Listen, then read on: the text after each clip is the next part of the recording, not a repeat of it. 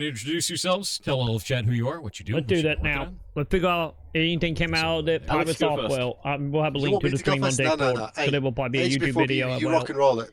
But let's I see. was going to say beauty before age, but I'll take it.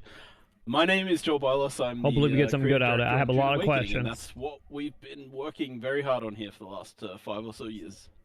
And I'm joined by my friend. My colleague. Hi, my name is Alexander. Alex, it's easier. I work with Joel for the better part of 16 years of my so far life. It's been fun. Also. It's been hard. I love you, friend. It's looking good. Yeah, let's see how we do. What do I do actually at this company? I'm a designer. I'm the combat lead for Dune Awakening. Heck yeah. So you're the combat lead that actually works in this. So actually, Chet had a whole bunch of different questions about combat for this, specifically around PvP, because there's a lot of people that are like, oh man, I don't want a PvP. I'm going to be forced into it. I try to explain to them that the worlds are pretty expansive, but can you go into what is it like being a solo player? What is it like being a player who is averse to PvP in this? How does it feel doing this, like being that person in this type of a world? Joel, I feel that's a director level question, bro. Like I could answer it, but I think it's not my place. Oh, you can answer it, but it's fine. We've had our fun discussions about this. So when you start out in the game, you start out in a place called Haggard Basin. Haggard Basin is what I would describe as a 90% PvP free experience. There are certain shipwrecks in the area. They're like areas that are, I don't know what I want to say, like a couple 100 meters wide, where there's free PvP in there. But as a solo player, you can PvE your way through Haggard Basin all the way to the end. And even with the ships, I really establish. If you can get in and get out fast enough, that's coming out of there, no guarantee there will be PvP like though. 70 to 90 hours of game time just there. So if you enjoy PvE, there's dungeons, there's things to do. You don't have to be going into the PvP areas. The resources that drop in the shipwrecks, the PvP parts in Haggard Basin, you can actually get those resources from other locations, including buying them from vendors, but also exploring other types of shipwrecks that fall out of the sky as random events. So I think it's like, as an experience, I think it starts off. One of the things I like to say about the combat in this game is that it's 1/5 of the experience. Right, we have a lot of features. It's not a. That an interesting sometimes I see amount comments of that kind percentage. of make my eyes explode, my brain explode a bit when people talk about like comparing us to Destiny or they're comparing us to Elden Ring, and it just kind of hurts my soul because we're not trying to be a combat-focused action game. We're trying to be a broad survival game with building and vehicles and crafting and so combat's a part of the experience. As a player, it's kind of if you follow the sort of tutorial in the game and work through it, you build yourself up, you get better gear as you get to better tiers of materials, as you do in other crafting games. Build yourself through those tiers, keep equipping yourself. More and more options come online as you progress Also, through if you tiers. see So the obviously you .NET start in off my with a head, scrap metal the knife, son would be an and evil you get a chap. Mauler pistol, and as you upgrade, you start getting access to assault rifles, you start getting access to shields, which change the combat paradigm dramatically. You get access to Holtzman tech, where you can float using suspensor belts, and then suddenly the paradigm shifts again because now you're, doing death from above, floating above enemy camps, shooting down at them. And then, so the game has this really good progression, I think, for a solo or PvE only player, all the way through. But then the end game, there's sort of this section called the Deep Desert, and the Deep Desert is this. I mean, we talked about it last time, I think, Thor.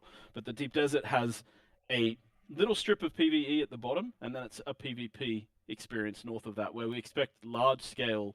The area where you propel and groups to be fighting. Which will be like a town, I imagine, separating out. Yeah, so that's kind of the overview. One of the things you brought up is random events of things falling from the sky. Since it's a PvE only zone, what is really stopping me from just running around and looting every single one of these? Is there anything that is dangerous with this? Is it just like free loot? Like, can you explain this? Yeah, I mean, we know NPCs and enemies. The one thing that the one big feature that I think sort of lies at the heart of Dune is the sandworms. So if a shipwreck falls from the sky and crashes onto the open sand, it immediately becomes a race time against limit. time. Yeah, because the sandworms will come to that vibration caused by a ship crashing from the sky, and this is kind of what we call a peak moment in the game. Players are trying to. They're kind of betting on how quickly they can get in and out with the loot. So you have a certain amount of time. You got the get PvP there, to get in and out. You got the sandworm to get in and out. The hatches on these fallen spaceships. Take the stuff that's in there, and then get out before the sandworm gets you. And I see a lot of people take that gamble and fail in the beta. It happens a lot. So yeah, that's kind of like we have these big threats in the world, like the Sandworms are one of them. And I think Sandworm one, I imagine they probably just eat into how they quill off the map, probably. Well, the Sandworm never gets less dangerous, and if the Sandworm eats you, it's the only way that you lose everything you have in the game. Oh. It eats all your gear and everything you have in your backpack. And so we're always, as designers, kind of being okay, fun with it and always putting things out on that open sand. We did not know that. I think that's the biggest thing with that is the sense of tension of going out and being like, I actually have to pay attention to this. I'm not just going to have to respawn. Like, I'll lose everything if the worm gets me. And that's one of those things that's really interesting to me is not only does it take items out of the economy of the game, right? But it also makes it so that there's always a, do I really want to do this? Time to and that's something that is, I think, good sorely stuff lacking from a lot of games, especially from MMOs, right? When you have so many players online, it's that kind of a thing. That's another thing, too. Let's talk about, like, item economy. What's stopping me from having, like, a big guild with all the best items, like, and then we're just done? Is there any reason to keep playing at that point when you have all the coolest stuff? Does it stick around? How does this work? In-game questions. Yeah, so the way we've designed the game is to have this, like, this deep desert, right? And the deep desert is, the PvP area where you like we're not that punishing on, like, drops when you get killed in PvP. You drop a percentage of resources. You drop the most important resource, spice. You drop 100% of that. You drop 100% of your Solaris, which is in-game currency. But you don't lose your gear, but you take durability damage every time. So the deep desert so cycles money between doing PvP. A map that we sort of handcraft these maps. So there's a new map every week. How many of those are there? Are they random in any way, Ooh, that map? Here's my question.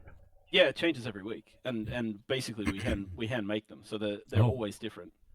So at least at launch we're gonna have like a certain number of these maps, and there shouldn't be a repeat. And then when we reach the first big update, we'll release a new set of these maps, and there shouldn't be a repeat. So hopefully, we'll they're backlog of these trying maps. to make so at the point if we content. ever start to recycle them, people won't actually, hopefully they won't have everything tracked to it. It's the internet, people will probably, but. I think that was the thing that I was worried about was like the map would be like randomly generated and we'd be like, wow, this map is weird this week, or something like that. But if you guys are hand building all of those and you just have like a huge backlog of them, that's freaking rad actually. Like that's the plan. It doesn't take us long to make them. Because it's like we have this kind of cool tech where we can drag what we call the islands around and the sea of sand between the islands gets generated. But the placement of the islands and the placement of the resources and the whether there's an ecology lab appearing here or whether there's a shipwreck appearing here, all of these things are handled by our world team, and they just sort of do this. So making these maps with the different placements, and then those different eco labs, like they might not show up. So let's say we have 12 maps, so 3 months worth of maps, and then there might be an eco lab that shows up once or twice in that 12 weeks, which means that like for that week, the loot that drops in that particular lab is what people are fighting over, right? And guilds will try to control the space, we would imagine, we hope. I can't guarantee all of this is going to happen. We've seen stuff in the beta that makes us positive to it. I wonder if like you go in there, it'd probably instant off, like to you and only 3 others, so change things.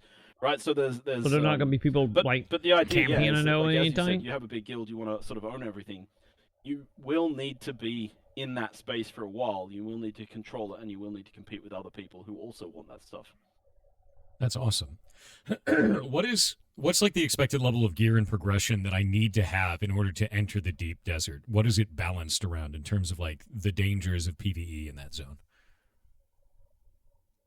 Go on, Alex. This is you. Yeah, man. So I forget the hour mark, but honestly, I would say not casual is a bad word, but a person that doesn't have loads of time to play, 70 hours before they get enough and progress enough to where they can go in and have the equipment they need from the Haga Basin, which is the stepping stone to the deep desert. Includes a thopter, backup gear, whatever else you need. Once you get to the deep desert, there's I think you guys have talked about this. I don't remember off the top of my head now.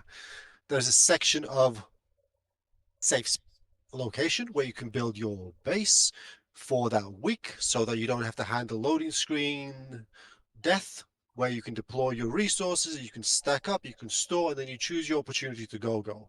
Whether it's information that you've bought or acquired another way, or just looking to explore, right? So I would say people that have played in the beta could probably get that. Like, I think some people are very, very efficient, right? Others, less so. This is some of the challenges that we're also running into. Very efficient people can get there in maybe 15, 20 hours. if they're efficient. Others need like 60, 70.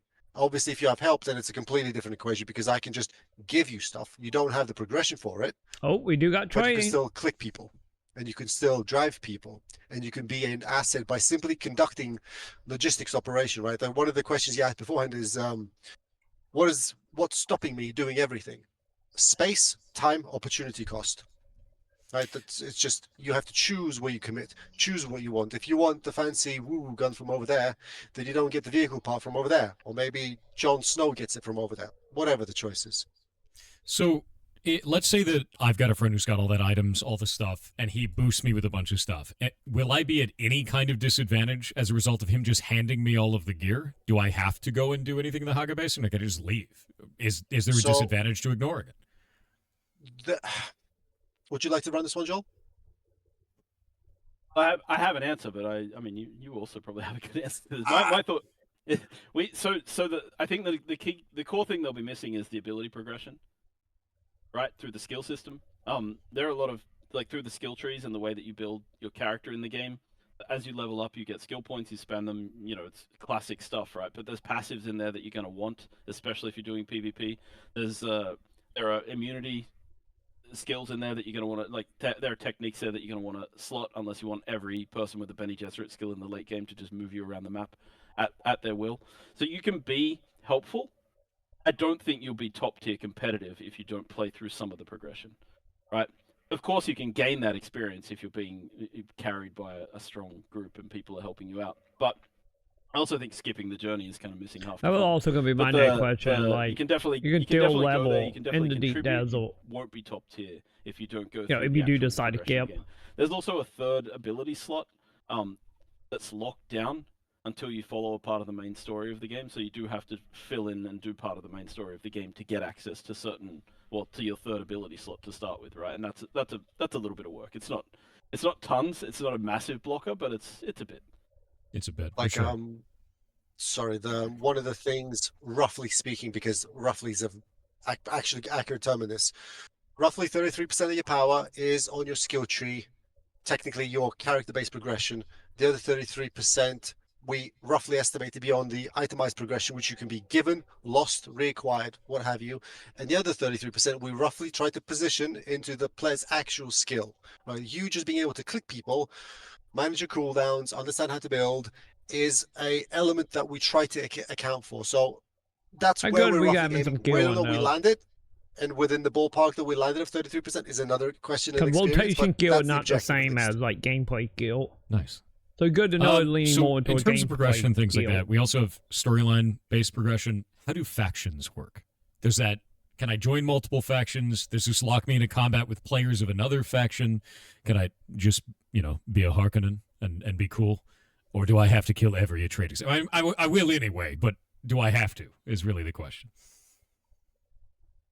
Yeah, so the way we've sort of set up the faction lines right now is we wanted to let people play the game a bit first to get a feel for the game, so you don't have to join a faction. In fact, you can't join a faction right from the beginning. It's not a choice in character creation or anything like that. As you play, you'll meet the factions. In fact, the beginning kind of storylines with the factions, you meet both, and they're both kind of petitioning you to do a little bit for them. And what they want you to do as a player is kind of be an off-the-books operative for a while. So you're kind of off. You can be working for the Atreides or the Harkonnen, doing this initial series of faction lines, and it doesn't really matter. Like, people don't really know at the Atreides faction fortress that you're secretly been working for the Harkonnen for a while, vice versa. The plan is to expand on the faction system as we move forward after launch with updates. But right now, as a player, it's okay. The faction system, you can only choose one faction. If you choose a faction and then align your guild with that faction, everybody who's not in that faction in your guild will be booted. That's a really important consequence of your choice. But you can be join the Atreides, work your way to the top, and then leave the Atreides before you take the final plunge. You can betray them. They won't take you back, but the Harkonnen will be happy to have you then, right? And then you can work your way up through the Harkonnen. I'm going to be honest with you. We're a Harkonnen household. All right, if you're not in Harkonnen, that's just how it's going. All right, you get kicked. That's how it goes. That's how it goes. As you can see, a PvP thing, I think. I have my original. Baron Harkonnen action figure. Shut this up. It's when I was a kid, dude. I've had this for ages, and he's an inaction figure, so you can see that his head does like that, and his arms kind of move, and that's about it. That's his whole movement range. Nice. It's fantastic. It's absolutely. And all. He does. He's disgusting. It's great. Yeah, I am so proud of that. It's a good piece of nerd archaeology, man. All right, let's see. I really like that, though. So, as a guild that is joined into a faction, what does that give me? Because the drawback is I have to it kicks everybody who's not part of that. Does it give me some kind of an advantage? Do I get new features that are unlocked? What does this do? Yeah, so guilds can participate in the Landsrad, and the Landsrad is kind of our, let's say, endgame activity driver. The idea of the Landsrad is that it's like each of the major factions will be asking guilds under their purview to help them win votes in the Landsrad. And so, as a Harkonnen aligned faction, you'll be competing with the Atreides to meet a series of goals in this Landsrad. That means convincing all the delegates to give you their votes. And then at the end of but what did I do week, gameplay-wise? Which is kind of the period which the Landsrad runs for, you'll be able to then make a choice based on how much your guild contributes to the Landsrad, and if your guild faction wins. So it's both guild and faction here. So let's say Harkonnen have, of the 25 squares of the Landsrad, you guys. And also, how long did it run for? For the week, you take the Landsrad, and then your guild was the one who contributed the most to winning those votes, because you can deliver certain amounts of things, you can hold control points to earn points for the Landsrad, you can kill certain amounts of enemies to earn points for the Landsrad. Doing these different activities will then give you a status as a guild. Let's say you're the highest ranked Harkonnen guild, then you have the most voting power that week. And then when the 3 decrees, so we have 3 decrees that will show up randomly every week, we have a randomized list of decrees, then you can make a choice of decree, and one of those decrees will alter something kind of important in the game, generally server-wide, for your faction. It can also be for the other faction. You can also be messing with them a bit. One of the examples of this is, let's say, the Deep Desert. It's not a full loot PvP game, but you can, for a week, turn it into a full loot PvP area. Oh, that's rough. Oh, yeah, and it's kind of interesting because you see the PvE players and the PvP players kind of also butting heads over this because they don't want. It is something for you in game. Holy hell! It actually encourages participation from both sides of that fence. It is a way of doing player versus player without actually PvEers having to go out and get killed. It means that they can actually contribute to this Landsrad in their own way. It's kind of a way of funneling everybody's activities in the game into this competition, this competitive space. So that's something you get access to as a guild that you can't access as a solo player. How many political factions are there? Is it just the 2, or are there more? 2, we'll be adding a 3rd post-launch, but I'm not really at liberty to speak about them yet. But their job, I think we talked about it a little bit last time, their job is not to compete directly in the Landsrad, their job is to balance the Landsrad. To be an upset. Yes. Their job is to be the Joker in the pack.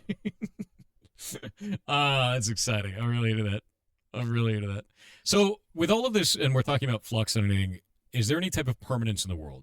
Is there a place I can store my stuff and not worry about other players destroying it, or the desert consuming it, or anything like this? Because that's always going to be a really big concern, especially in anything that has any PvP focus. People are always. And if it tutorial time, that also bring in like FOMO problems of like, God, I gotta log in because I don't want to destroy my house. Do you want to take this one, Alex, or should I keep going? You haven't talked enough. So later. So the Deep Desert is on a weekly cycle. At the end of that cycle, your Deep Desert is wiped, which means that you need to go in, do the activity, and go back out again. If you don't, whatever's left behind is cleaned off. And then we go to, like Joel was saying, another map of the year. There's many varieties of them. This one is different to the next one, is different to the one from the yesteryear, what have you. Once you egress from, is that the right term? I don't remember now. Once you get out of the Deep Desert, you have to go back to your survival map to either store it in your safe base, or you want to put it on the market. What's the keyword? I forget, Joel. What did we name it? Exchange. That's the one. Yes. So that's in the kind of like social hub area.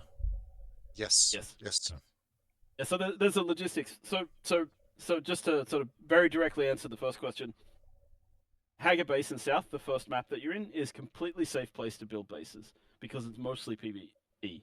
Right, so anywhere that's a PvE space. But we got the if you energy build a thing base where there, they will it's not start raidable, destroying over it's not time, though. destroyable. The only thing you have to worry about is sandstorms and taxes. Right, so you have to make sure that you have your shields running, which are fueled. So you have to keep fuel in your base to keep your base shields running. If your base shields are running, the sandstorms won't damage your base. The other thing is that once you reach a certain point and you want to start building more advanced structures, you then place out what we call an advanced subfief. Once you claim an advanced subfief, you start having to pay tax to the Emperor to be able to exist on Arrakis. Otherwise, he's going to shut your shields down after a period of time. You can't escape taxes, that's just how it is. But in this case, Okay. it makes sense because people who leave the game or stop playing, we need to be able to have their bases decay, but we also want to give them that safety of having their base not be just destroyed. And also have money flowing in and out of the economy so we don't get super inflation happening. PvP zone, you build your bases out there, we wipe that space every week. So we know that people are going to build temp bases, hopefully logistics bases, right? Which big guilds are going to want to refine their spice out there. They're not going to want to transport it long distances. They want to build a big base, quickly refine, and then travel with it after they've gotten that and get it back to their safer spaces or put it on the exchange, as Alex mentioned. So, yeah, if you're a PvE player and you don't want anything to get destroyed and you want to be careful about base raiding, all those kind of things, you just build a base in Hager Basin South, and it's going to be fine as long as you follow you need to have fuel for your shields. For the fuel, like, how much time does Sorry. that have? Is that like a long period of time? Is it short if it's fully charged? I think it's 20 days with the base generator. And that's real life days, right? 3 weeks, yeah. That's a lot. Yeah. Yeah, I think so it takes a while you're to doing the decay Final after Fantasy that as well, 14 right? house, So where you have to log in at if least you once a fully month to fuel keep it. and then you stop fueling it, your shields go down eventually, and then your base slowly gets decayed by sandstorms. So we try to be quite generous. We understand that people have lives and go on holidays and things like that. So we'll literally probably there like is like 2.5 months at the before it's banker fully in gone. the social hubs, because we have these social hubs like cities, and you go to those. There's also an item storage there, and we have this thing in the game where you can basically take a copy of your base, a blueprint of your base, save it in this tool. It's called a Solido replicator, and you bring the Solido replicator. You can put it in a bank slot, and so even if you leave the game for like 6 months or a year and everything gets destroyed, you can have stored your best items at the bank, go back there, pick up fairly quickly from where And you left off, also just have to probably another re-provide monetization the thing of materials to selling more rebuild that bank base. base. Yeah, so having the blueprint like that is really nice because you don't have to. You'd be like, "Where did I put everything?" It's already stored. You already know where it goes. That's cool. Yep. So yeah, no, I think that's really really awesome. Actually, having that, and I think in line with the permanence of the world. What happens when you die, and under what conditions do you actually drop your loot? Because I know when the worm eats you, you drop everything. But what happens in what if you die to Coriolis Storm? What if you die out in the deep desert? What if you die to another player? What if you die where do you drop things and where do you not drop things? Go on, Alex. You got this. Okay, no worries. Let me remember. Coriolis Storm is specific for the deep desert. The Coriolis Storm is the reset mechanic. If you happen to be there when the Coriolis sweeps, the storm sweeps everything. It's just gone. It is the two mechanics of the game that deletes items, the worm and the Coriolis. Normal sandstorms just damage things. You can pick things up again. Joel said beforehand, in PvP areas, while you do drop your bag, you will only technically drop inside of it, if I remember off the top of my head, 20% or 25% of minerals, all spice, and all currency, which is what your attackers can potentially take off you. And again, if the rules of the deep desert change based on the decree of open warfare, then it's open warfare, right? In the PvE areas of the game, you will only drop. Am I misremembering? I might be misremembering exactly what the rules are, but you will drop your resources. I don't exactly remember now about currency or spice. So you do have to go back and pick them up. You could choose to lose them, but your items simply lose durability. You just lose your, at that moment, acquired world progression from mining, from So gathering. we have a little bit like Dark Souls stuff. Are we claiming your soul? And when your items lose durability, can you repair that infinitely? How does that work? Is it difficult to repair? Durability mechanics, They allow you to repair an item X amount of times before that item is removed from the economy. Said bluntly, max durability goes down every time you repair it to a point eventually Good. we can no longer repair it. And then the thing is just gone, which is an elegant way of cycling out, even if it's relatively not subtle, what's the word I'm looking for? Lenient. Even if it's relatively lenient, we cycle items out of the economy because you play, you lose, we want to recycle this progress so that you are encouraged to engage with Ecolab X, Y, or Z yet again. Nice. So something Keeping along the lines old of that, people have content been asking relevant. about this. Are there las guns in the game? We have las guns, as you saw the stream before, and we even experimented with the authentic mechanics. However, during experimentation, as people might have guessed, authentic mechanic, when presented in a video game, is actually not fun. Yeah. So The we Holtzman have nuke. designed, right? Like, thankfully, we have thankfully, Smoke. We have a great way of narratively going around the challenge of actually having to follow verbatim the book definitions. We tried. It's funny. It's funny for 4 times. Afterwards, Yeah. it's a bit oppressive. And then Right? It you're just doesn't make good nuking gameplay. everybody. So we It's chose Fallout to handle it 76 in all an over elegant again. manner as we could. Thanks, Joel. And how was that handled? Because they want to know. So sorry, take yeah, it. go on, do it. I'll take it because I'm the law whore, as we say. The in the story of, because we have this old history universe of Dune, right? Yeah. So in our story, there's a city that the Harkonnens occupied. It's called Carthage. That's where they lived, and that was their main base and their main capital on Arrakis for a long time. And then in our story, there was an accident, and there's a lot of story about this in the game. But basically, Carthage was destroyed when a hot las gun contacted a shield, and the entire city was nuked, and lots of people died. It was a big blow to the Harkonnen, and because of that, it impacted spice mining. We're getting lore around game design. Lost a bunch of their spice capacity. So Oh, then we love that Chom shit. care about spice more than anything. Chom is kind of, I'm not going to try and remember the acronym, but it's Combined Hana Uber Mercantile. They then decreed that they would never import to Arrakis las guns that didn't have a safety mechanism. So now all the las guns in the game, and this is how we preserve the law by saying, yes, las guns will cause a nuke, but in our game, all of the las guns have the safety switch, which, when you point at a shield, they basically just won't allow you to fire, right? Which is how we get around it, right? So that's the way we solve it.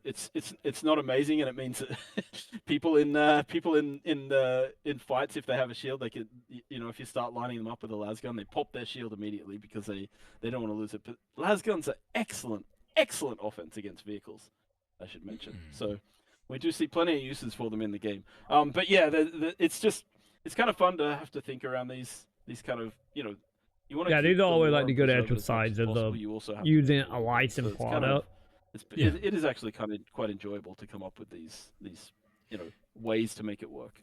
Honestly, that's more of a fun answer than just we got rid of them. Like there's you write into the lore in some way, and because it's alternate world or alternate history, you can actually do some really cool stuff with that. I like that. I think it's an elegant solution. I think it's fun. And it adds something that wasn't there before, which is more interesting. Yeah, much more interesting.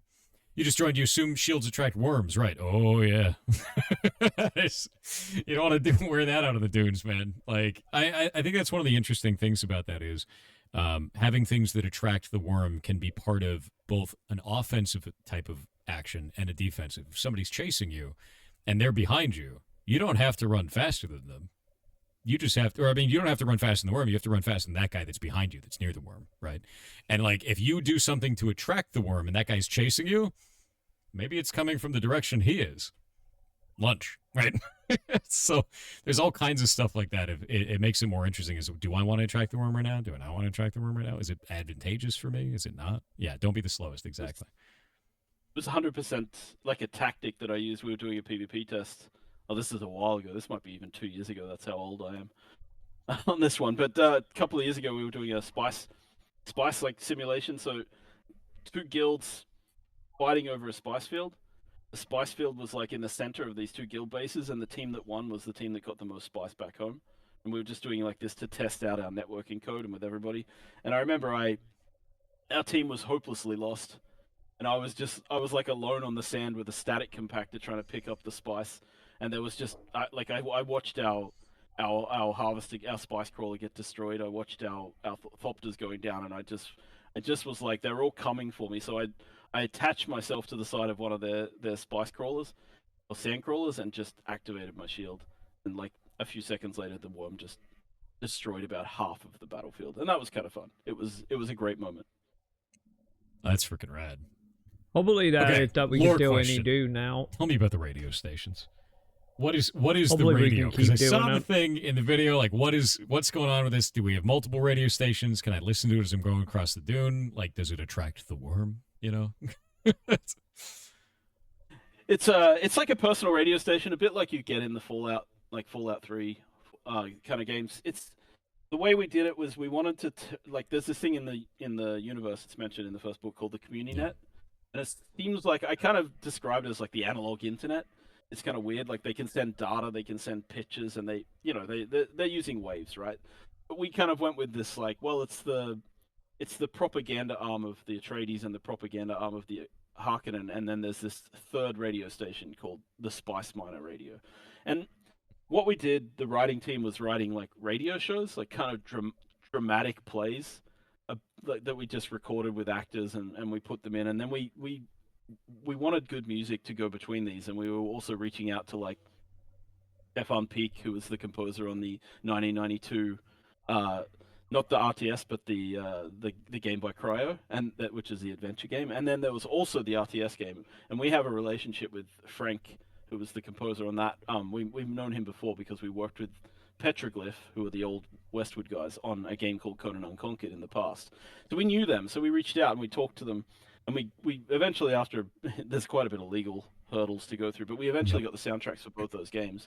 And we put them on the in-game radio. So yeah, when you're running around in the world, because we know it's a big vast desert and there is a lot of traversal in the game, and we tried to make it interesting by giving you vehicles and giving you things to make traversal fun. But there's times that it's unavoidable, especially let's say in the deep desert where it's a gigantic map.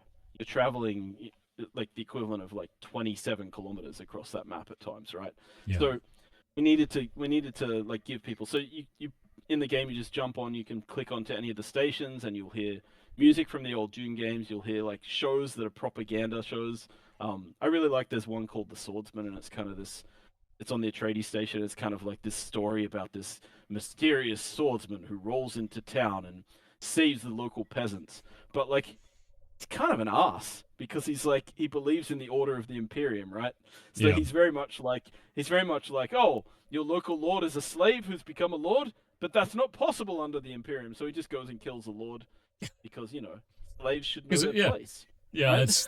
That's what it was. Yeah, I mean that's Dune, man. That's the Dune universe. Yeah, it's brutal as hell. Exactly right. So it's really cool. So it was a lot of fun to do this stuff, and we want to do more of it. And I think you get a lot of the content. Like there's a show. I think we actually have the first episode up on YouTube called 5 Days at Carthag.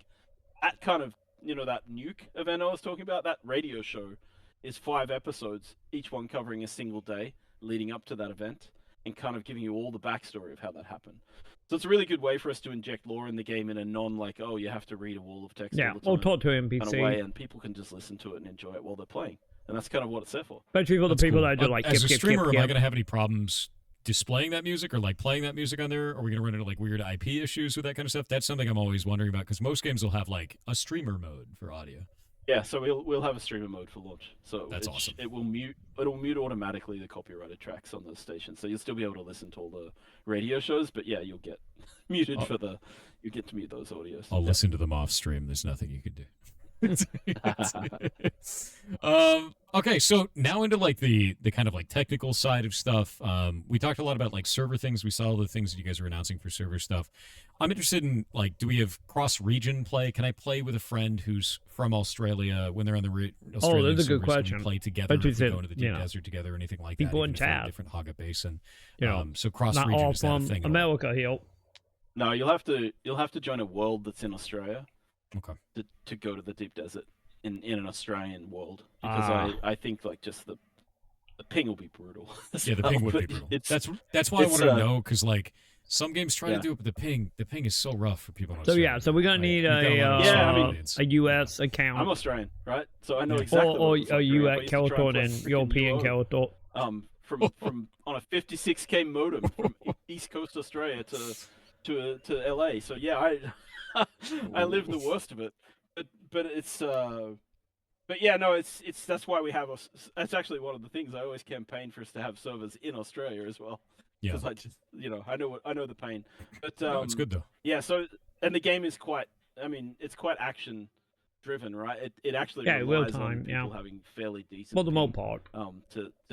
to have the combat feel responsive and have the melee and parries and things like that actually work. It's very difficult to do parry well in multiplayer. We've even like I love Dark Souls, but even PvP in Dark Souls where someone's hosting you, it's just parry is a very difficult tactic to get right when you're in multiplayer. So we spend a lot of time trying to nail that and making sure the ping works. Let me Makes build sense. on this actually because this is an interesting subject. So a lot of the mechanics that are under the hood for the PvE experience are geared to give a good and as tight and as responsive a PvP experience as we possibly can. We do a lot of things to allow players that fight against PvE content to actually feel like they can perfect parry in action. So there's a lot of engineering that has gone into the game to allow that to happen. I'm not going to say specific keywords, but players that are fighting PvE content will have a good experience when they try to parry something, even if you're running at 100 ms. I don't know if we're going to have a hard ping limit like we did on the Conan Exiles, which was at like 150, 175 before you were disallowed from connecting to a specific server. But that's beyond. But Yeah, the that PvE is I get experience in is Silver Truck's designed to be question though. as player-friendly That's for the IT crowd. as possible. Now, that's the PvE experience, and that's one style of play for one set of people. The PvP experience cannot be that. Yeah. It cannot be lenient to person X versus person Y. So this is why what Joel said about being, if you want to truly engage in PvP, specifically melee or even ability play to that matter, you really ought to try to find a I forget the terminology we use, like a battle group of all of the one world that you go to and you play on that has a good MS for you, so your higher basing experience is tight, especially if you want to do PvP experience before you go to the deep desert or whatever other content we release afterwards. So if you have a bad ping against PvE content, we'll try very, very hard to guarantee that you have a as tight experience with all the mechanics as we possibly can. For PvP, just as PvP is an opt-in mechanic, the players are required to opt into better servers or to go to places where they have less latency to the data center. That's good. No, that's actually really good because that's always really a big concern. Is like, if I have bad ping, can I even play this game? Right? Also, hang on. Give me 1 second, chat. Also, sorry about that. Anyway. No, but if the PvE experience is really lenient on that, you can at least have a good experience on that side, even if you're not interested in that. And you guys were talking about earlier, that Haga Basin getting up to the PvP zone is like 70 hours if you're just going, so like that's a shitload of content before that even becomes a problem. Okay, Yeah, next one that's is just an average of the. I was just saying that's just an average of the beta survey of the beta servers as well, right? That's just the data we're tracking, so that's an average kind of play time. It's wild. but we have the veterans and they've we've had people in this closed beta. Yeah, they are really good at getting there in like like Alex said, 10 hours, very fast. They can get there. They know what they're doing. Yeah. So what about a console version? Someone in chat said that you can already pre-order it on PlayStation, so that's a thing. But that's what they were saying. They're like, you can play. I haven't seen it yet, but I don't know. So what about console versions? Have you guys announced console versions? You can be launching on console. Do we have a date yet? Yep, we've announced that we're doing console versions, and we will be doing console versions for the game, but it'll be post the PC launch. It's actually one of the things we wanted to focus our engineering team on, making sure the PC launch was as tight as it could be, and then we can put more effort into consoles after that. We do have, like, for people who play with controller on PC, we do have full controller support. There you go, Sam. Eminently playable on controller. There's no problem with that. But yeah, we wanted to. Hey, verification fully. Be on a team page. It's so different optimizing for a console. and then optimizing for the vast array of hardware that you have to work with on a PC. And so we spent a lot of our time just trying to nail down optimization for PC, and then we will focus on consoles post-launch. So it will come. It won't be at launch simultaneously with the PC, though.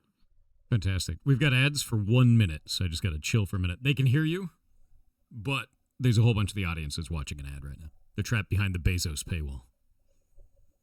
Well, I won't swear too much if people can hear me. It's fine. Yeah. Oh, this is fun. Yeah. Nice to talk about the game. Yeah, no, to be honest with you, I just can't wait to play it on stream, man. I just can't wait. I'm telling you. Hopefully soon we made on a whole that section of beta. the Discord for it today. So if you guys are in the Discord, it's discord.gg/pirate software. You can go and choose the Dune role from the games you want to play with the community. It should be at the top. Whole section in there. It actually copies over their announcement channel for the game news and everything into there as well. So you can get up to date on that if you don't want to have a million Discords. Awesome. Yeah, that's really cool. Nice. I'm on the beta Discord a lot, interacting with the. Man, player I do. base, I getting really all hope. the things that are I wrong, really the hope things that need to public be beta fixed. Interacting is a very interesting word, as Joel. soon and actually You're the big. recipient of everybody's goodwill most of I the have time. a goodwill. There we go. I have the. Sarcasms. I have the director title. My title is guy who gets the blame on the Discord. I like that. I think that accurately. No wonder he summarizes got it, and I such think a it's cool. high bill It's in really chat. fun to interact with the community. I love this stage of game development. It is like so nice to be able to just talk to people playing your stuff, and Yeah. like even the angriest people who are like mad at the game, they care. That's why they're mad. It's kind of fun to just talk to people and really dig into what's going on, and you They know, also Oh, yeah. have a couple of 100 hours in. I think Yeah, what you'll I find mean, a lot of times is when someone's mad, it's because they care. If they don't care, yeah, 100%. they don't say anything. They just leave. Yep. You know? Mhm. They just leave. Yep. Yeah. No. So Yeah, the reason why yeah, people I that love it. usually This is- angry this and is one sound of like the they phases I bitching, like enjoy. most of It's the been- time, is it's been like a year though. We've been in closed beta for a year at this point. Not It's- really. It's crazy. But Yeah. it's been fun. yeah, alone they don't start doing So death console threats. So versions are a dang yes. anyway. What about cross-platform play? Can I play with my friend who's on console from my PC? And It's still under discussion. Had a We'll feeling. look at it as we build the console versions. It's going to depend on the platform holders a bit, right? Like we've made a couple of MMO, or more than one, but we made multiple MMOs. I think you played Secret World. I remember we talked about it. Yeah. And like the weird thing was that they didn't really get MMOs on the consoles for a long time, right? It changed not that long ago. So yeah, we'll have to see how it is with this, how it goes with sort of discussing it. I think it's fine, and we want to do it. Obviously, it's the best thing for the player base and for the players. especially long It'll term. depend. Yep. Jesus joined your Discord. It's massive. Yeah, we have about 230,000 people in there, but I've set it up so that it's built through a system of roles. So if you get overwhelmed by channels, don't select the roles.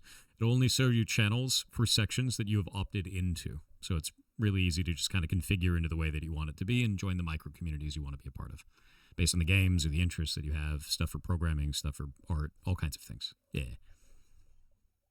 Yeah, so I think that's actually really cool that way. I think the one thing that I'm always worried about, especially in a game that has shooting mechanics, is players that will emulate that they're on a controller using something like a Zim, Gimax used to be called that, and then they're using a mouse so they get the advantage of automatic aim from the controller, but the precision of a mouse. Is there anything that you guys have in place to thwart that kind of stuff? Any types of things that you've thought about for these things? Because that is always an advantage that I've seen. So Alex is going to talk I about will- momentum. I'm not sure where we're going. I was going to talk about a person, not momentum Go per ahead. se. You can talk about So, it. kind of sideways answering, kind of not. We have a couple of devs here that are engineers that are very, very. I don't know if they still could do competitive CS:GO, but they're very serious about their shooting mechanics. They're very passionate, and we are very, very much interested in solving this problem. People will not be allowed to have advantages in PvP that they should not have because they're trying to abuse control system X and force it to interact with control system Y. Personally, I think we should try to make the PvP experience as fair as humanly possible. This is why before when I said that the onus is on the player to choose a ping correct location for them to play from, because there is no great way other than that to really solve that problem. and this is the same perspective as well. We'll make sure that the experience is as nice as we can get it to be, but if players want to use a keyboard and mouse on a device that is meant to be used with a controller, then that is understood and reacted to. Exactly how, I don't know. We'll figure it out when we get there. Yep. Yeah, And just no, in that's terms of good. standard, I think it's good because that's a tough one, man. Like I've asked that of a number of different shooters, and it's always a very difficult thing. It is always one of those like sometimes devs go, "Wait, that's a thing," and you're like, "Oh no," and sometimes like you guys have, you've thought about it, and it's tough, dude. Like that's a tough problem to solve, and it's what players may not understand is that is absolutely a cat and mouse game. You guys will find a way to defeat it. They'll find a way around it, Yep. and you're constantly going to go back and forth trying to beat this type of thing. And the industry's been trying to beat it for years. You know, that's just kind of how it goes. And you'll find a better. Yeah, and the better, reason you raise the can't bar have a is game the with best thing. absolutely So, no hackles, no Good. matter what. yeah, really 100%. It's the standard race against cheaters and things like that. Like it's you know, we have anti-cheat in place as well in the game, and yeah, we have a lot of like one of the things that's nice, like where you know Funcom as a company is owned by Tencent, and Tencent have a extremely good cheat detection division, I would say. And so they play the game and just send us these huge reports of like, here is how your game is exploitable to cheats, even with your anti-cheat. And Yep. then we make a lot of efforts to program out those things. Now, of course, you know it's like it's still corporations testing with it's not real players, and real players tend to They'll up find the ways. bar. And as you say, it's a rat race, right? It Yep. always has been. Yeah, I remember and I never remember one of the will best not coders I be. ever hired was a guy who was, before we hired him, he was hacking Warden in WoW. So Yeah. I was He on the team of the guys he was finding those banned- guys are better. That's my job. so Oh, that's funny. yeah, Yeah. but I mean, he was a great coder. He ended up I think working for Microsoft in the end in their any hacking division. But yeah, it's just fun. You Like should, you should it's ask a him if rat he race. liked Tripwire sometime. Yeah.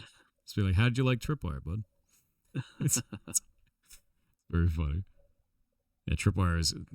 It always made me laugh. The cat and mouse stuff with Warden all the time is you had cheat developers that would put things in like Tripwire, and then you had Blizzard would put things in that would try and catch that. And the cheat creators actually got so sophisticated that they would detect when you were trying to do a decompilation tool, or detect when you were trying to hook memory or anything like that. And it would go, oh, and just escape. And it was just like, that's wild, dude. Like, because what a lot of people don't realize is that cheat developer can create something that is allowed to read all of the memory of your computer, so it can check for when the program is trying to defend itself and get out of there, which is really interesting. There's all kinds of. It's been a rat race and a cat and mouse game for ages, and it's really interesting to watch it evolve over time.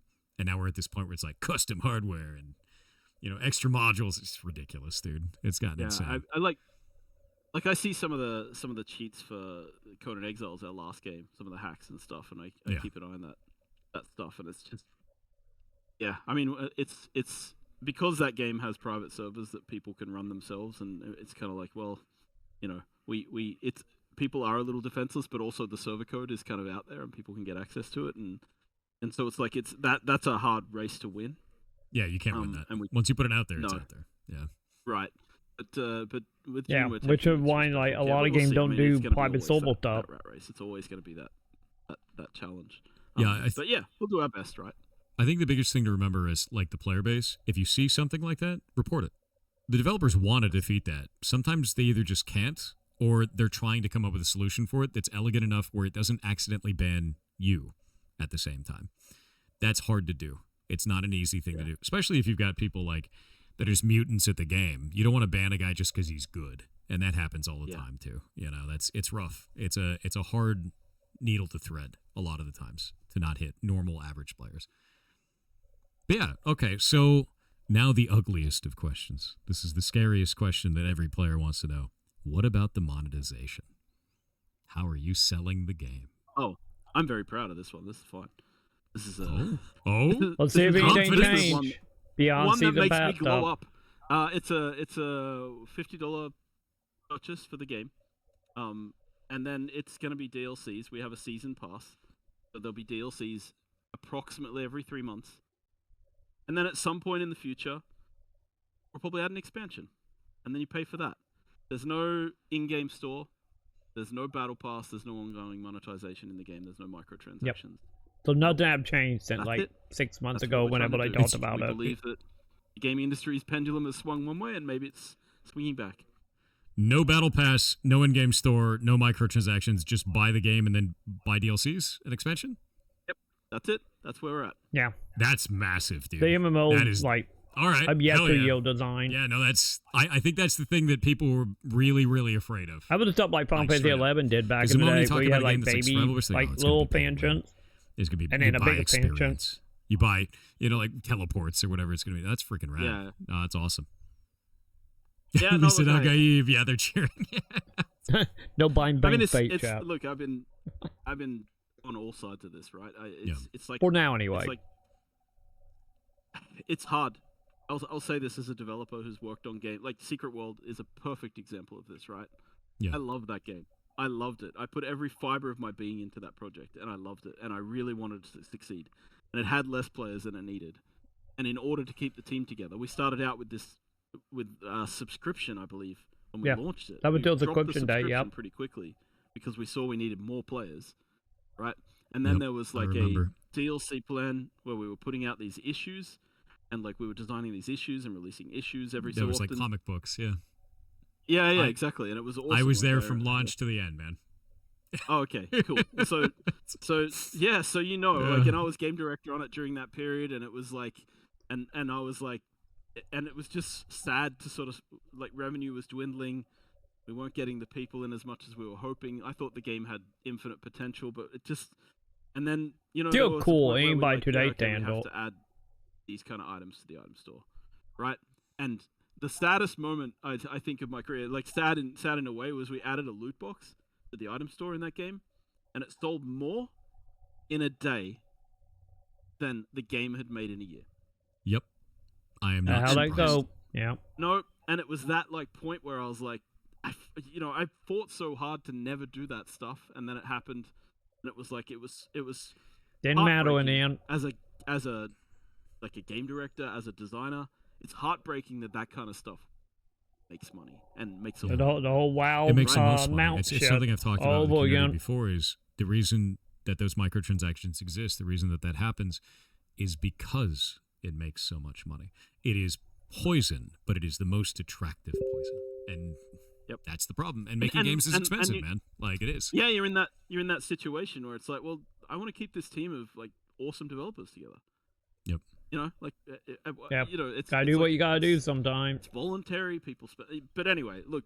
The good news is, with Dune, we're in that like we're gonna launch. The game's coming out. We have like pretty solid plan. The monetization is going to be like what we as gamers honestly believe is the right path, and we think is like. And I hopefully- hope they can hopefully stick to people it. will also like buy into the game because they like this model and they want to support this model. And for me, this is like, yeah, this is the way to do it, and we'll see how it goes. But this is where we're at, and I think it's also a consequence of just being in those positions as a company and being like, what's the right thing to do for gamers?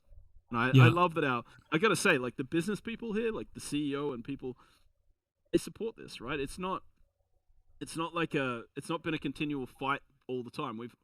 We toyed with other ideas, of course we did. We're a company. Kinda that- have to, yeah. Look at this, right? You think about these things, but in the end, we did what I think is the right thing for the game, and I think it is. I think it deserves to have that kind of monetization. I think it should be good. Yeah. No, I think that makes sense. And the thing is, for me as a player and a consumer, I want to support that because I know that it's easier to make money the other way. And I know that you're at a disadvantage monetarily by not buying into those models, but you're going to make a better game because of it. For all of us. But will And you I make a think game that that's will the thing live? that I care about the most, as somebody Yeah. who throws his money in and buys the game. It's harder and harder to find games that you can throw that kind of support behind. Legitimately so.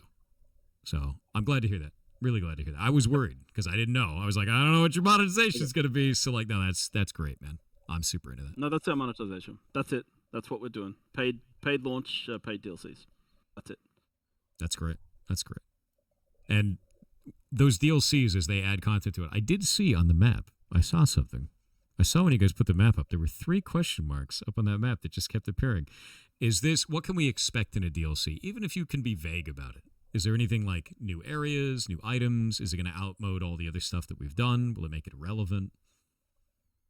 No, I think so. The philosophy we're following internally right now is that like the expansions can increase the power of the game. You can think about World of Warcraft. It's Like a pretty full simple. expansion will be, but not a DLC. Yeah, like a full expansion can lift the power level of the game, and people will buy the expansion hopefully, and in that expansion they can get to a higher level. They can get access to more stuff, right? In the DLCs, the idea is to either have parallel progression. So if we and this is theoretical, but let's say we added a new map as a DLC. Like you can go and explore this new map, right? And it's a DLC. The progression in that area will match the progression that we already have in the game, so people don't feel pay to win. Right? So it makes it wider, not taller. Yes. For DLC. That's great. The game. Exactly.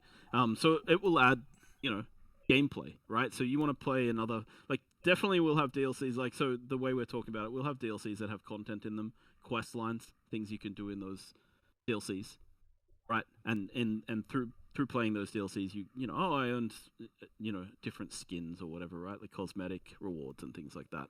You might also be able to get access to things of the same tier that you can get in the other map, but we won't give you power there. That's the plan, right? Avoid selling power to anybody. That would be the DLCs, and then the expansion would come along, and then that might be purchasable, and that would be power. That makes sense. It would raise the cap. Yep. And I'm glad that is the once again only, cool the only MMO way to design, purchase power is to buy the video game. Yeah, and play it. You cannot right? be powerful unless you buy the game and play it. Fantastic. Yep.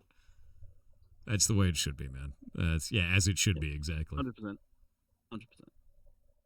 Oh yeah, no. Somebody was asking what you actually. get with the season pass. Here, I've linked it in chat for you guys. There you go.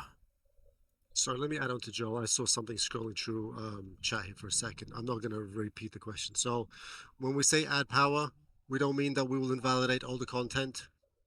All content is ideally as usable as possible. For example, if there is a Swordsmaster, if we ever release another archetype, all the archetypes are theoretically usable by every player. So one archetype will not be just better, have more numbers than archetype from yesteryear.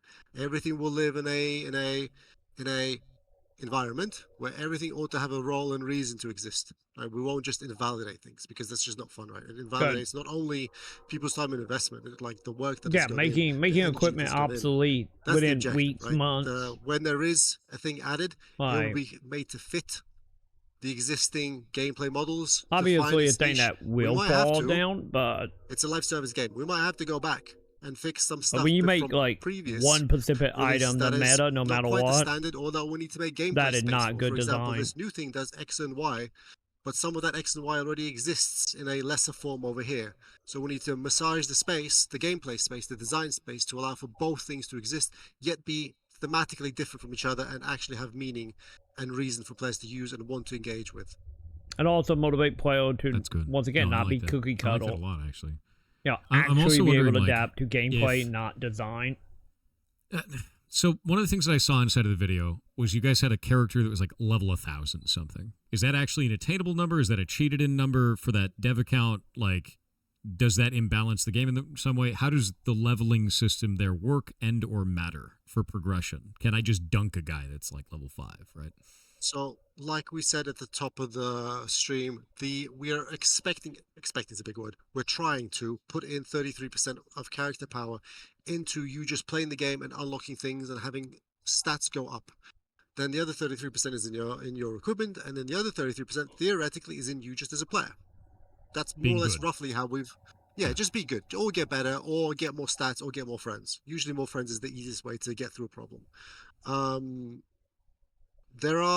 The character that I was driving, for example, was devved in, but the way our perspective sits right now is that in theory you ought to be able to unlock everything eventually.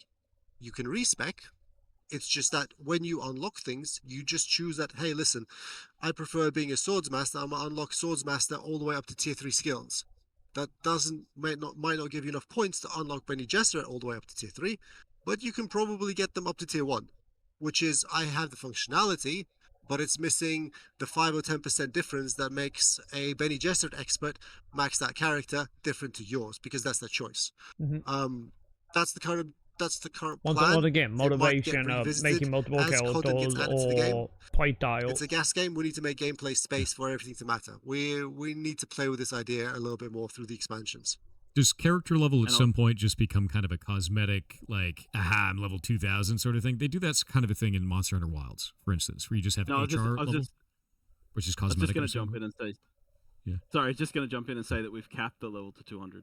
Oh, okay. To be aware of that. So I guess whoever spawned Alex a character had it set to a bit super hard. Oh, okay. Yeah, no, because I was wondering, it was like, dude, I kind of like that, because I like number go up, even if I'm not getting stats from it. Like the idea of like, I'm level 10,000, like that's kind of, it's like a badge of honor how much you've no life to video game, right? Like, so I do enjoy that. It's a bit of a throwback to our old AO video game, which had like 220 levels, I think. Oh, that's kind of cool. It's but it's yeah, no, we actually were letting it be free, but then we capped it recently because we want to make a few changes systems wise to ensure that people actually have to experiment and not just like, you know, go through the levels and continue just leveling up all the skills all the way. They actually have to stop, respec, and think about things. But there is a point where, for example, you stop getting intel points as you level up, which is your research tree stuff, and then the intel points are then found in the world. And we talked about the Deep Desert, right? The Deep Desert has locations where you can pick up intel points. The Deep Desert wipes every week. You don't know where those locations are going to be. So there's a re-engagement mechanic there because you want intel points to continue filling out your tech tree. So off you go into the Deep Desert, figure out where the intel points are, harvest them. That's part of the progression. Your levels stop giving you intel, but at some point you need to go and play the game to get intel as well. So we kind of shift people in that mindset a little bit. Let's say that a map comes back around in the Deep Desert. Can I get intel from it again? Or once I've seen that map, I've done that map? No, I think it resets that you can get intel. I believe you can keep farming intel in the Deep Desert from the various locations. I like that. Yeah, that's quite fun. Yep. Yeah, I dig that a lot. Somebody was bringing up spice addiction. How does the spice addiction mechanic work? Yeah, how do you get rid of it? Once you consume spice and you go into the prescient state, and then you leave it, and then there's an addiction phase. That's my question. Like, how can you reset that? What does it do to you? So in the PlayStation, yeah, absolutely, brother. In the PlayStation, that was what we're doing with both the solo experience, the group experience, and then the double backstab experience afterwards. The addiction mechanic of spice is a very strong narrative hook and driver in the world of Arrakis Dune. Once you go to Arrakis and you achieve Eyes of the Bad, if I'm not mistaken, Joel, you can never leave because nowhere else has the same level of saturation of spice anywhere else in the galaxy. The mechanic we simulated in that there is a consumable that you convert spice into a consumable that you can use to boost your power momentarily in waves. If you are too often using it, then the duration of that consumable or the duration of that power state is shorter. Therefore, you must burn more spice to maintain the same levels. There is always going to be a down cycle where you saw myself or the other players lose for a couple of moments their prescient state. They had to re-ingest spice to go again and re-unlock all of the strength, all the cooldown reduction, and everything else. So there is a mechanic there. I think it is a quite elegant hook, not only to the narrative, but also to the economy and a way of getting players to invest in the most important resource in the known galaxy, which is spice. And, and the more spice you take, the more you need to reach that level. Yeah, to make food not useless. Like, it can be in some MMOs. If let's say we're going to do a hard dungeon, and we just jack up our spice, but it only lasts 5 minutes or whatever, then it runs out. Then we want to jack up our spice again. We're actually driving up how much spice we need each time to achieve that state, right? And then there's a long cooldown after that of how long it takes for you to revert to the baseline level of spice that you need. There it is. To get into that state. So the addiction factor is handled there. So you have natural over time withdrawal down. You drive up down. your addiction, and the longer it takes for you to go back to baseline. I was betting you had to go to like a doctor or something. And then, of course, while you're Or make some let's say, kind of coming down off antidote a or spice something. high, you might see some very interesting things in the world that you haven't seen before. There's some definite let's say Jodorowsky influences in the game. Okay, they did I'm talk petty this, about dude. they did I talk can't about wait seeing to see shit. that. I'm waiting for the guessing they first keep- guy, I'm like keep- in a group I'm of me, guessing to they start keeping shooting the that- spice hallucinations and thinking They that keeping we're that all for surrounded or probably something what, ridiculous. dude. beta and Like, demo and whatnot and oh, release. I'm I'm so into guessing it, dude. we're probably never going to see that Yeah. from the dev Oh, man. side. Or Okay, what so that actually looked like. I think another one that's going to be a really big topic for a lot of people, and it is a harder one, is how do you guys feel about banning players that you've caught cheating in the games? Are you more akin of being very harsh on this? Are you more akin of being like kind of more lenient, giving people extra chances? Every company handles this differently, and there's no real wrong answer here. It's just more of a what can players expect in terms of enforcement? Actually, will say that I haven't had the strong discussion with our live ops team about this yet. We have noticed some people doing stuff in the game during beta that we know they shouldn't be doing, and we've actually let them do it because we're trying to crack down these things.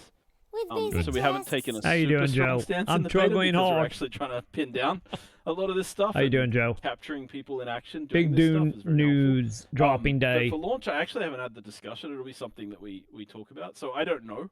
My instinct tends to be pretty harsh.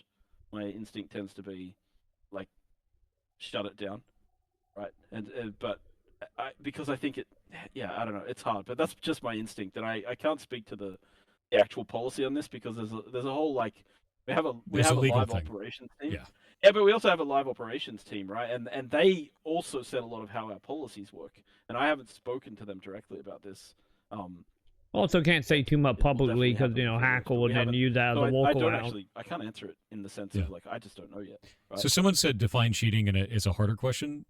There's always going to be tiers to this of like what is acceptable behavior and what's not. Like, let's say that if you buy an item from a vendor and you sell it back to the vendor, it actually gives you more money than you bought the item for. Thus stooping. Give it a 1 little gold, more right? time, but man, Let's say there's a player that does this once. You're probably not going to ban that guy. you know, Some guy does it 5 I times. was looking forward to probably not gonna YouTube ban him. videos though. Then you got a guy who built an auto clicker to do it tens of thousands of times per minute.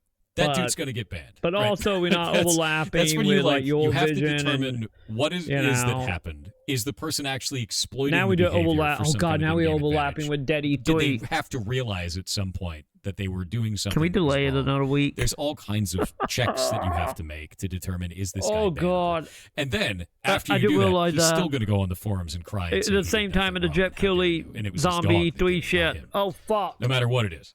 No matter what it is. Because dude, isn't it's that gonna like happen June every time. 6th? Yeah. At Jet Killy I three think thing. my general feeling about And a lot of this stuff Biffid, is, all like, the how much does assets. it impact other Shit. people's That's the big one. experience as well. Yeah. Like that's to me that's the like those are the big bands, right? Those are the ones where like you're messing with other people's ability to enjoy our game, I gotta rethink our You shouldn't schedule be now. here. I was like, right? Like And it's that's most of it in multiplayer games. I was like, too, oh, 'cause they it's do it delayed, because they and on wanna my get an birthday, we can do advantage your over the vision other without players. panicking, and now And just then get they replaced by rationalize it Zombie somehow. 3. It's Shit. like, no. yeah, I can't believe people pay literally hundreds of dollars a month to get access to kernel level cheats in games. It's crazy to me that people care that much about winning, but like I guess they do. Yep. Yeah, especially, never underestimate it's not like people we're an desire to esport, right? cheat. I can kind of understand it if you're on the line for a $10,000 prize. I just Yeah. don't get it in a game where it's a social. I mean, it's the whole social thing. Of course, it is. I don't know how many It's years just- on this It's earth bizarre I to me. got I see left. people, they pay I'm for gonna kernel get level real hacks, weird with and they're it. paying, We all will, It's $1,000 a month for the hack. The guy making the hack is loving it, right? Because he's making so much money off people, and And I they're don't doing it understand anyway. their reasoning. Yep. Yeah. No, it's wild, man. I've seen all kinds of stuff with that, and I think that's the thing is there's always a lack of communication a lot of the times from major companies. I think this is one of the biggest weaknesses in the industry right now. If you ban people, you should tell people, tell the players, put a report out. Yep. I think Final Fantasy XIV does this very, very well. Is they'll put out a report and they're like, we banned this many people, they did this, great, and they get that like every 2 weeks or something like that. I think that kind of transparency is really what's lacking, and I think it's led a lot of people to think that bans don't happen. As an example of this, they just think that Yeah, it's Valve not used to real. do it too, right? Yeah, I oh don't know yeah. if they still have it. Valve used to do it. Yeah. I'm not sure if they do anymore, but no, I think a lot of the times companies are doing what they can to ban these people.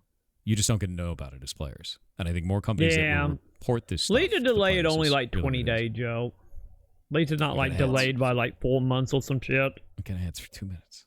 And if now thinking still about it, doing maybe Dota. it should be Ah, that's delayed to good. the end of I think it's a June. good But thing. you know, First Descendant doing it too. Nice. No, it's good. I Personal think thing that should be now, more of a but- standard personally. That's absolutely that's my big thing is I think that it turns players from or can being we, an or enemy of maybe the we devs, can move thinking up the devs don't all care, the into asset to being like on maybe their the side and fourth or supporting these something, guys 'cause not they the know it fifth. does something.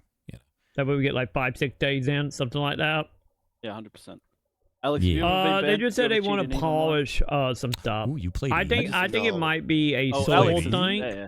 Don't start this. Um, Hey, this goes into But the dark no, hole. they Let's as make much sure. as they have said Hey, publicly, 15 years, old goon. the only thing they have said publicly is like they needed some more time to polish. I don't some think I stuff. want to say, bro. And it just Look, like that's fine. you delayed it 20 You gonna days. come out with the that's old not Test a lot of time Alliance? to Is do that what's much of happening? anything. No. So Before I think that. it might Oh. be since they did that Oh. with like doing the actual Old dev days. event, they were showing where the sorbals are.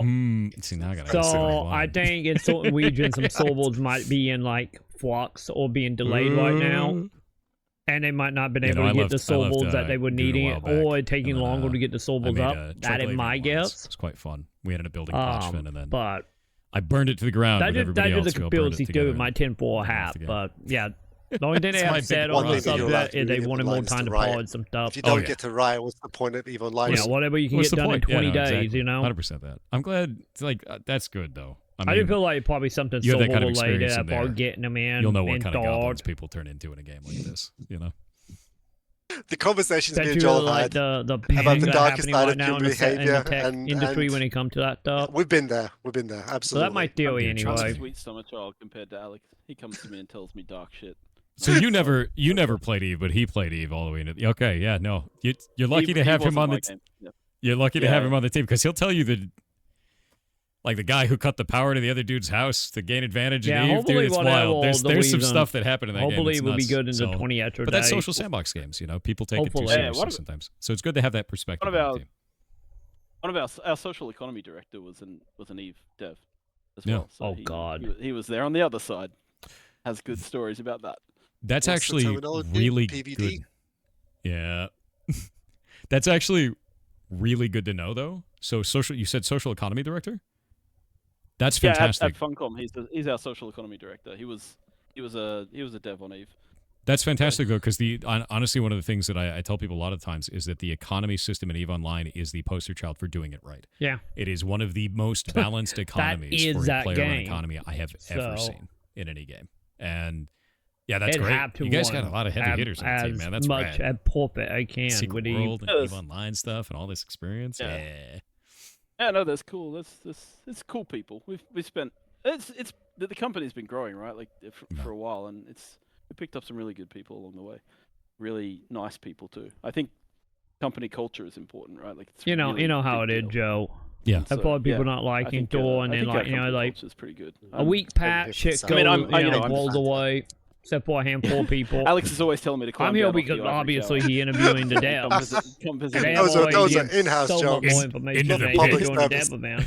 Yeah, That's why I'm here. he's literally like 50 meters walk around the corner, but like where That's funny. we And have- Doom we have is this slowly, director's room, hopefully, which going to we're become our seeing, day job. and it's He'll tech soon, like directors, PSO tech was. Assault producers shall and everyone. begin.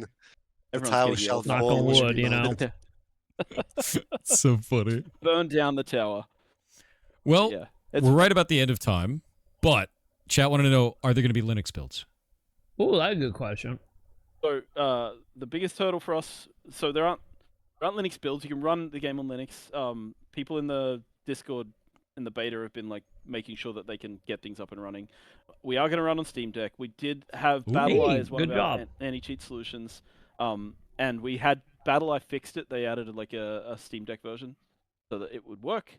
So the game is running with BattleEye on Linux in various circumstances, but it's as you know, there's all the different distros, and it's kind of crazy at times to sort of read in the. I just pop into the Linux help channel on our Discord and kind of go, okay, like these 500 people with obscure versions have it running, and these 20 people don't, right? But Yep. they're all helping each other, and yeah, so it Wine seems can to be do a running on lot. Linux. Now, Quite a few now the people play on question Linux, is but like, yes, I would That's say good. it are they works, but wanting we it aren't native building or they wanting it specifically through Linux builds, wine? so. Yeah, and for everybody in chat, they actually put up No, their not minimum free to specs play. for system requirements, and the They graphics invite card to is at play. 1060. So And they're doing the I also the feel it's probably gonna MMO run pretty well on deck. I don't- no I don't see that really microtransaction, being a problem. That's only pretty low min specs. DLC I'm and really surprised, expansions. actually. Red. But Yeah, they it treating runs it decently. like We have this, how I'll give ESO one, technically is. one Technically. positive shout out. Another thing that's cool about like just that 10% Like have this the dude on internal, the bottom one above me, global illumination. he was system talking about that they like developed for mobile phones.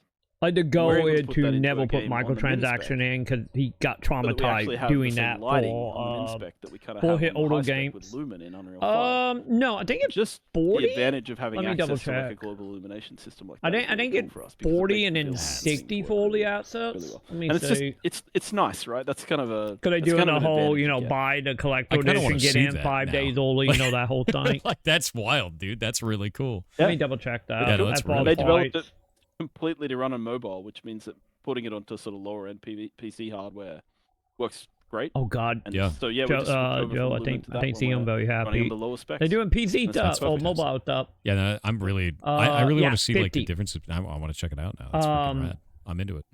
Well, that's about all the time we have. But is there anything else you guys want to leave the community with? Yeah, Anything 50 you want for to tell them? base game, 70 if you want 5 days early, Alex, and then the say what you super gotta say. collector Words of edition is wisdom, my friend. 90. Words off. No, I don't But think so. base game no. is 50. I had fun. I had fun talking. I had fun playing So- today. It was great. It's great to have So yeah, everybody 50 for tune in, base game. enjoy the show. Let's see where we go next. I just thanks everyone for listening to us. They Thanks were for having talking us. about that. They Well, said it it's in always nice to discussion. get the chance to talk They face to said face want the with, PC version, real want to end people up and real delaying the communities. console version. Yeah.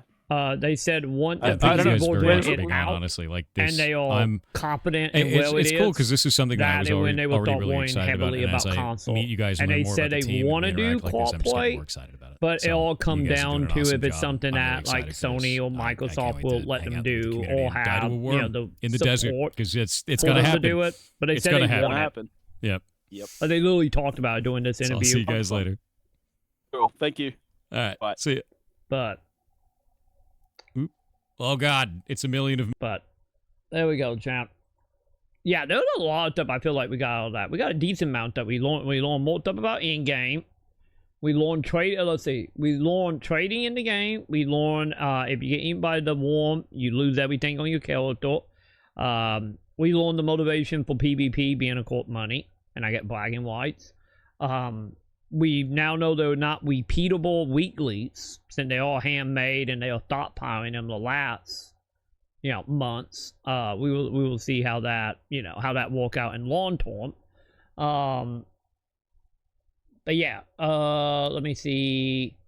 When you get high off of the fights, you'll withdraw handled natively and not from like an NPC or anything. Which that was my big question out of the dev stream earlier. So that is good. Like that was a good interview. There was a lot of good stuff coming out of that interview. So I'm happy with what that. Cause I got 3 of my overall questions answered that I've been asking for months now. So. Good job, I get Thor on that and his audience for, thinking very similar to, my curiosity. So yeah. So yeah. Well, that was one of the things they were talking about, though, was they bluntly, the dude that was above me, who I think he is, main director? I think he is the director. He was talking about, it all gonna come down to, Microsoft and Sony. And as well as depending on how good the console port end up, because they pretty much verify at that point, in so many worlds that at that point it seemed like the console version is kind of on hold till they get the PC version out. So they said they're gonna put all focus on console once PC it out and working and not doing the normal MMO shit of breaking queues, all the normal shit. But yeah, as of now, they said they want it, but it come down to little companies. Google it! I don't have to Google it. Google We it! literally just want the interview on it. We don't have to Google it. But yeah, I imagine if anything, when it comes to co-op play, hopefully fully co-op play with no issues. But I imagine if they do run into issue with Microsoft or Sony, I imagine one of them will probably be okay, we will help you guys with the support. So you know, because at that point you got to get the backing of them, because you know that like infrastructural stuff, that you know obviously the dev don't have asset to. So, finger crossed. But I think on the other side of that is like, yeah, with them being so blunt about that, is safe to say the actual A legendary hero soon will lead we us all the to hero glory. chat. We all the 8 years hero. ago, he sunk the mothership, says history. Tomorrow Don't worry, we we will got sunk follow all the this brave soul battleships to victory. in June, chat. The It happening. EDF deploys. in June it happening. But yeah, it's safe to say, hey, you got ships that crash. I'm just saying. But yeah, it really does sound like though, like obviously the console version is just like the PC probably gonna come out and the console version probably not gonna be seen for like a year or two. So depending, I get the question would be though, I don't know off the top of my head, Kuhn might know off the top of my head, like how long was it between Codename Exile PC and then it on console? I feel like it was a good what, like year and a half, 2 years. I could be wrong though. But yeah, I wouldn't bet the console version, you know, probably anytime within like, you know, less than a year probably. But nonetheless, that is all Dune interview. So good job, Thor. Answer a whole bunch of questions on my end. Fantastic. Got a whole bunch of stuff for videos out of that. And since this is on YouTube and will be uploaded on YouTube as well, make sure to do thumbs up, subscribe over on YouTube if you're watching the VOD or if you're actually watching it as a video. So be sure to do all that. And of course, over on the main YouTube channel, be sure to hit that wonderful join button. And for 99 cents, you can not only feed Luna, but get you some emotes and other goodies over there on YouTube. And if you're here on Twitch, be sure to follow, subscribe, Amazon Prime, all bits, all donation, go to the Luna Pants. Yeah. So, dream not ending though. It's just like that last bit of doomed up for the day. Like I said, busy day between the interview and the dev event. So yeah. So when they also released the console and so many problems, I think it was a whole nother year. Games no more. I never play video Don't worry, games. we're gonna be playing Doom. We're gonna be playing Doom.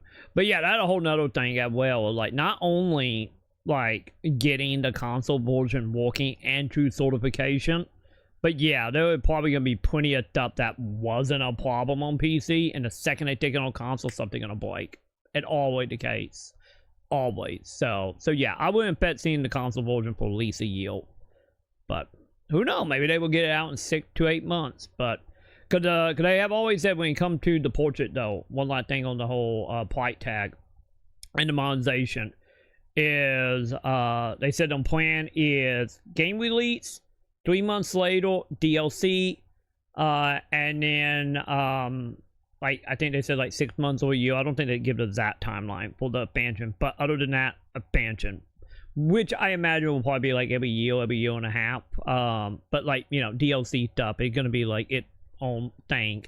And they did think the DLC going to be in the same power continuity that is in the game at that given time. So yeah, no loot boxes, no battle passes, no subscriptions, just game, and then you buy DLC and then expansion every however many years. So, but yeah, my plan is like always, I'm gonna see if we can get a review code, fully outset, maybe get into that infinite beta.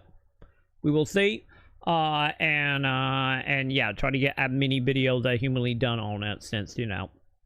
I do want to make a whole bunch of videos about Doom, because you know I love survival games, I love MMO, and I fucking love the Dune universe. So you know, we kind of got a mismatch here of everything I love, and hopefully it don't go the way of Wayfinder and you know the way that went.